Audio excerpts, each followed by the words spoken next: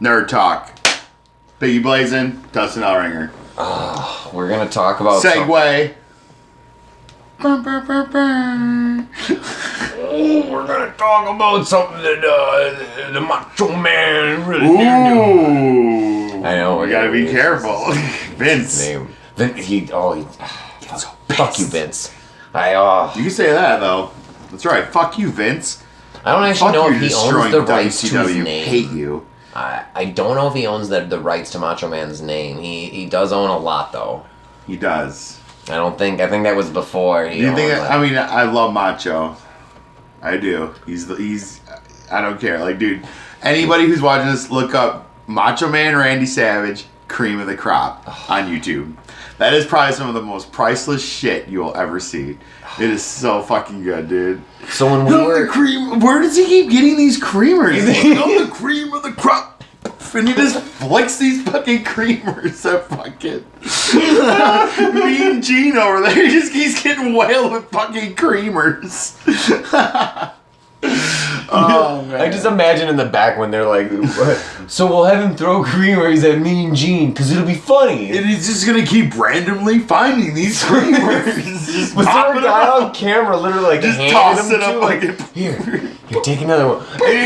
Here's another thing, Mean Gene. Poof. Mean Gene's just sitting there. That's fucked. This whole thing. I don't even know what's going on anymore. I've only got like 12. And I think Elizabeth is with him. Oh God. Oh yeah. Oh, of course. I think. I'm not sure. I came across. It's been a while since I died of a cocaine overdose with Lex Luger. Yeah. It's pretty brutal. But Lex lost everything after that. Well, he's a born again Christian. Of course he is. After he got out of prison for running, leaving her. I just always imagine, like, as he was leaving the hotel, he's like, "Oh God, Miss Elizabeth just OD'd on cocaine." And like, as he ran by the mirror, he stopped and was like, "Oh God, just fucking look at me," and like, did the whole total package thing, and then like, "I gotta go," and he ran away. So the topic is. I was gonna say. Obviously, everybody can. I hope you realize what this topic is about. You can't see me. What is your favorite childhood memory of wrestling? Oof. Because at some point, most people. So you're saying, you kind of made it specific. Well, I didn't have to be childhood. I mean, like, no, right? Like, but just like for this part, fucking the childhood part. I guess for me, because you're not as current. Like I said, like that's. I am not current. My son. I got out of wrestling. I was with it longer than you. You were, but then you eventually got out. Well, when Chris Benoit died, I swore off wrestling. You're like, I'm done. And I lost my boy. Fucking. Well, it was so tragic on so many so many levels. Right, it's just a crazy fucking situation. So then my son brought me back into it, and now, like, as much as I want to blame it on him, I just like it again. I like it. But you probably wouldn't have never had that jump start. Yeah. If it wasn't for the brought me back into it. And I mean, I never had that. So there was nothing ever to bring me back in. I mean, there was no influence or a person, like, there was just nothing. No game. So, nothing, so it just kind of just fell off for me. But yeah, I guess childhood memory, I would say, I think I was about 10. And they had a WWF event in Rochester, Minnesota. Ooh. Yeah, at the Civic Center. And I got to see Hulk Hogan, Jake the Snake, Ultimate Warrior. I probably never told you about this story. I think you mentioned it. I might have brought it up. Obviously, yeah. Like, I remember. What? Jake the Snake Roberts. That was my boy. Like, if you want to talk about like my favorite vintage character, Jake the Snake, man, dude. That's I love. Before the drugs and the use. Right. But like we said, Like every prime, dude. He's one of the best. He was my favorite. Yeah, dude. I loved it. And obviously, second place was a hardcore Hogan. And then my third was obviously going to be Macho Man. Hardcore Hogan? Well, Hulk Hogan. But I was like, it was hardcore Hogan for the second. Well, I'm just saying, like, my hard, it was a hardcore second. Okay. Like, second place. You liked Hogan? Was Hogan. After Jake the Snake, it was fucking Hogan. Now, did you prefer Hollywood Hogan or Hulk Hogan? Well, I think we're going to too fucking quick. Okay, alright. We just jumped 10 years. Who's your number 3 then? My number 3 would be Macho Man. Really? Yes. Okay. Fucking cream of the crop. Fucking dude.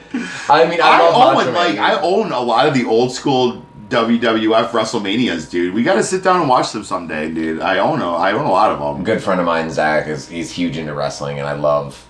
He's funny, and he knows so much about how the industry actually works, and he can like twist that. When we were at this WWE event together, well, hold on. Well, you can finish. I was gonna say though, it's like, what was your childhood memory? I guess like because I lived out in the middle of nowhere, I didn't have cable, so like wrestling was always like kind of a treat for me. See, and I got to go to Grandma's house every weekend, so I got to see a lot of these events and all this wrestling shit. That's what got you into it? Oh yeah, dude, totally. Well, so I'd seen this and that here and there, but didn't have a steady influence, and went and spent the night at a buddy's house, and Sting came out, and he had his... Now, what's Sting? He was not quite the Crow. Was he the fucking... I was gonna say, was he the fucking... He wasn't the blonde flat top, but he'd actually grown out the hair, and I got a fucking SummerSlam of when he had the flat top. He looked like G.I. Joe or something. But with fucking neon. So much neon. So no, this was after neon. That, but he looked really cool. Yeah. And, Hulk Hogan, or Hollywood Hogan, came out. Now, and that blew my mind as a little kid, because I was like, who is this? I mean, I know who that is, but well, see, like, you're saying Hollywood Hogan, and those are my memories of when I was, like, 14, 15. This was, like, right after it. But I am a couple years older than you. Yeah, but, well, you gotta remember, too. So you were more, like, so when I was 14, 15, you were, like, more 11, 12, maybe hitting 13. Let's see here. Because it was when this was like right after he had gone to the NWO, because Sting was still around. I kind of know the timeline now. Sting had his like hair out to here. He wasn't dressing like the Crow. Right. But I'm just saying, like, this is all WCW now. Yep. Yeah, this isn't even WWF anymore. This is, right. But it was like, because I didn't understand, because I was like, what's WCW? Like, I know what WWF is, but I'd never heard of it. But here's Hollywood Hogan. I mean, it just... Right. Blew your mind, like you said. So much blew my mind. Like, there's more than one place to wrestle, and... Like, this is insane. Why is this guy evil? And... Yeah, it was so good. It made me want so much more, and then, it just kind of took off from there. Dude, WCW, like, my fire died out. Like, I had that reign going on in the 80s. And then, I want to say probably, like, 90 to 92... is pretty much where I fell off of wrestling. Didn't keep up with it anymore. Didn't do it. I was into other shit. Mortal Kombat and shit like that. My whole, like, mindset of, like, fighting games and all this. Like, I really got into the fighting games. I did. Street Fighter, fucking, I was all about the Alpha series. And with Mortal Kombat, Mortal Kombat 2 was, like, fuck my jam. I had, like, still to this day, like, fatalities memorized of fucking characters. Yeah, dude. Like, even with, like, same with, like, Grand Theft Auto. Like, there's a lot of games back, like, with the shit. Yeah, just it's muscle memory. It's what it is. Put the controller in your hand. You remember it. It's like driving a car. You do it so many times, so often. It just it comes to second nature. But yeah, I want to say, like, going over to fucking Dave's house or his dad's house, and chilling with you, Dave, Rob, fucking, everybody, even Ford and Tyler Cole and like all these favorites. People. Everybody had these favorite people, and that was probably about like 97, 98, and it just brought it back, and it's like, wow, like, this is what I remember, like this love of falling in love with these characters and like this storyline and these plots. And yeah, they're cheesy and they're stupid, but you know what? When you're fucking 16, 17, 15, it doesn't matter, years old, it's awesome. Honestly, I'm old enough now that I can just embrace it. Like, I know it's not real, but it's fun. So it's what? Fun like you said, like, I still watch these old fucking WrestleManias that I got, and I can still watch them to this day and be like, this is awesome. Yeah, like Sid Vicious is in some of them, dude. It's like, this is great. Like, look at this shit. Good old Sid. I guess since I didn't have cable, like, that was kind of my first memory of, like, that was your outlet, right? When I became a teenager and like we got cable and like you guys and everything. Yeah, we're all playing and fucking chilling and hanging out and fucking just consuming it from video games and fucking the TV shows and. So all right, new era. And mind you, no internet.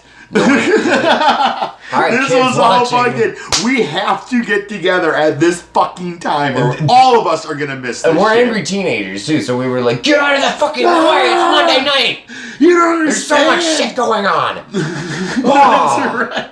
Because Raw Nitro. Well, I was just gonna say when Raw fucking hit, you know, it's like that's when like I started remembering WWF. You know, just that title. You know, it's like, oh man, it's like I was a hardcore fan of WWF back in the day, and it's like, oh, you know, because you really kind of like pushed that Raw onto me, you know, whereas like, you know, you should really check out these characters, and it's like, you're right, like there actually is a good lineup here where I get Stone Cold, DX. yeah, you know, and I got introduced to all this shit, you know, fucking everything. I mean, I like so now. All right, so now we're up to this new generation. Who are your favorite wrestlers during this era? And like, we're gonna stick with. You can say WWE or WCW. well, my favorite at this moment, what we're talking about, I would say fucking DDP. Diamond Dallas Page, fucking Diamond Cutter. Wow, dude. Yeah, like, he was my guy. Like, and then I'd say for second was definitely Kevin Nash. Like, hardcore, just big sexy, you know?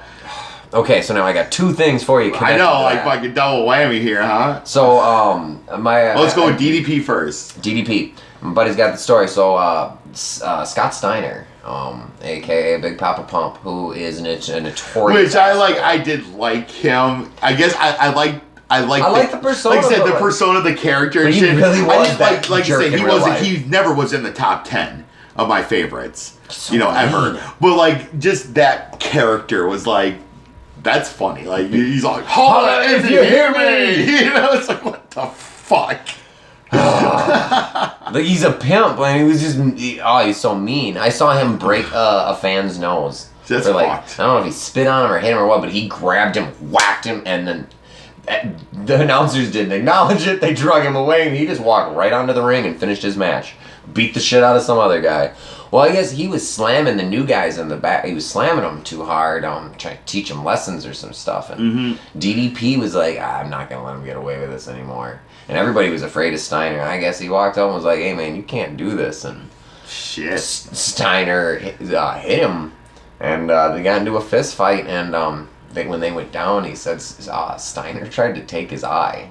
Like, he felt him. He just fucking just pushed started it to push him in, and he's like, she's trying to take my eye. When they pulled him off, and he had some scratches or whatever, but after that, I guess DDP was just, he was like a god in the locker room. Like, he was a guy who stuck up for everybody. Yeah. And, like, he didn't care who you were. He'd tell you, you know. Like, straight up, you're yeah, not he's being gonna be cool, real. man. You can't be doing this, and there's some debate about whether the new guys deserved it or not, but I mean, Steiner comes off as nothing but, like, just a mean Douche. asshole. A fucking douche. Like, at some point, they were like, forget trying to be a face, we're gonna make you a heel because you Yeah. At I this can point- smell the asshole on you, you fucking... Well, and they had a good thing going with him and his brother, fucking Rick Steiner. They're both amazing wrestlers. You know, like that whole take team two of my fucking favorite match was, wrestlers. like, those take team partners was baller, you know, totally, dude. But yeah, like, things change, obviously, you know. I mean, it has everything to do with everything in the fucking industry, especially that fucking industry. Everything's fucking changing constantly. Now, the Kevin Nash I was thing. just gonna say, so next, fucking Kevin Nash. So, Kevin Nash and a few of these other guys have embraced this group that started in New Japan. They're called Bullet Club. Mm-hmm. And they actually do they were given, Really? like, permission The to fucking do the Wolfpack. Wolfpack. And they still do it now. That's awesome. And they've been coming over from WWE. AJ Styles. Horrible. I'll never forget, dude, that's instilled in my head forever. Ironically, I absolutely hated that goddamn song. Did Loved you? that NWO. Oh my god, I hated loved that it. song. When the whole Wolfpack thing came, I was like, and oh, they're all thank just like God. walking out and like, what? Yeah, we stink of brute. But who gives a fuck? What's that? Cheap Something's vodka. not going right. Let's just have it end with the NWO jumping them. That's right. That's how we do it. That's how they end 70% of their matches. We'll just jump the guy. That works. That sounds reasonable. Sold me. It was like, you just see like 6 dudes in black t-shirts slumping That's some right. guy. Like, Twitter's like, Oh, I don't shit. even know if it's fake. There's so many feet we can put to this poor guy. Like, Oh, you know at least one or two motherfuckers hit. Oh man, this was supposed to be like this. I remember the first time I kind You of told me 3. shit. I think we'll have to segue. All right, we'll segue. Be back. Bow, bow, bow, bow, bow, bow.